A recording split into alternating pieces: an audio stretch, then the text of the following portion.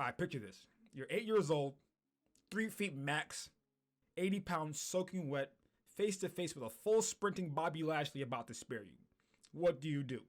You see me? I'm probably taking that dive. And Kozuki Momonosuke? He's probably taking that dive too when we first get introduced to his character. But as the story progressed, he has become more courageous and has been able to control his emotions.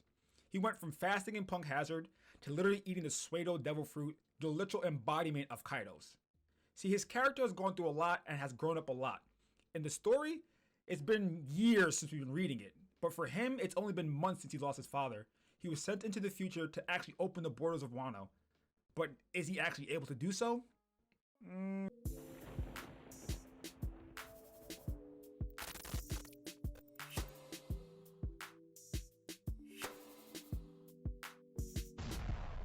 With the recent events in the Wano arc, Momonosuke has come to terms that what he's done up until now hasn't been enough. So what's next for his character? What is he able to do? What is he going to do? Is he strong enough to fight Kaido? I mean, obviously not. But what is his character able to do with the body and the devil fruit that he has right now? So let's talk about it. Every time Momo is mentioned in the story, we get a little bit of a sneak peek on how OP his character is going to be in the future.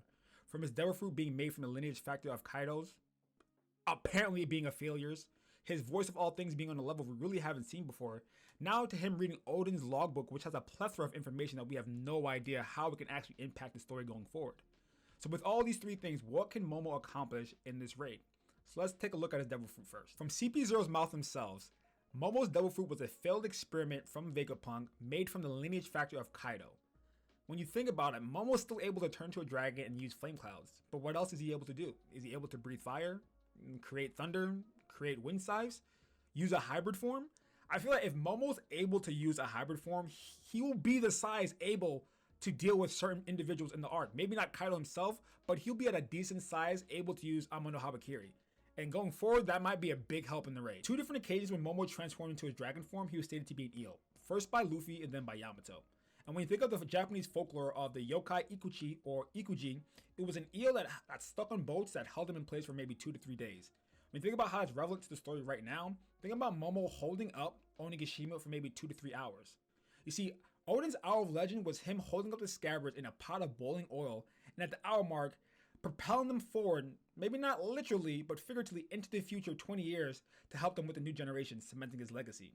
See, Momo won't be cementing his legacy, but writing his own legend and starting his own. See, if he's able to hold Onigashima for those 2 to 3 hours, it won't only help the raid itself, but also help the new generation of pirates that was set to come here by Oden himself. I don't know about you, but that makes way too much sense. But now let's talk about the voice of all things. The voice of all things is basically words conveyed by inanimate objects or animals. You see, the last couple of chapters has shown how Momo's level of the use of voice of all things is way higher than everyone else. Not only being able to decipher how many people are on the roof, but how they feel and what they're going through. You see, the first interaction of being able to communicate with the voice of all things was also Momo as well. Him and Luffy were both covering their ears because it was basically Zunisha screaming in their head, but Luffy wasn't able to communicate while Momo was. The things like the Poneglyph, who also have the voice of all things, it ties in too perfectly because the Poneglyphs were actually made by the Kozuki clan. But when you think about how the voice of all things can interact with inanimate objects, you also got to think about how it may be able to interact with Onigashima itself. It is a skull of a giant, of the ancient giant race, and who knows, maybe Momo's actually able to communicate with the giant's head and ask him, how'd you die? Because if you think about it, there's a huge sword stuck in the front of Onigashima that may have been stuck inside the actual body of the giant, but we have no idea. But if Momo's able to communicate with Onigashima, maybe it might help in the process of him stopping it before it falls in the flower capital itself. Now let's talk about Oden's logbook that Momo's reading now. For a man who has sailed with Whitebeard and Goldie Roger, the information that he's probably written down in that logbook could be of astronomical value. It could literally maybe turn the world upside down. But when you think about Momo reading it, it may be that catalyst, that spark, that inspiration that propels him to go out and do more than what he's doing right now. He's reading more about his father, the adventures that he has.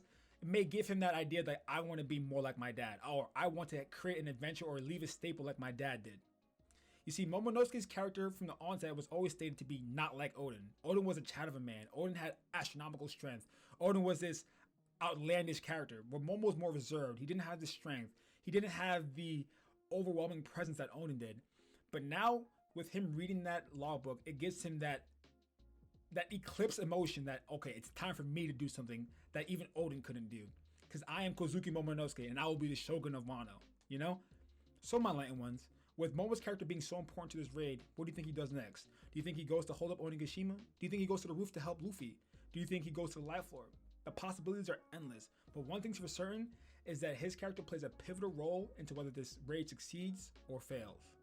But like always, leave a like, subscribe, and hit that bell button to remain enlightened. Peace.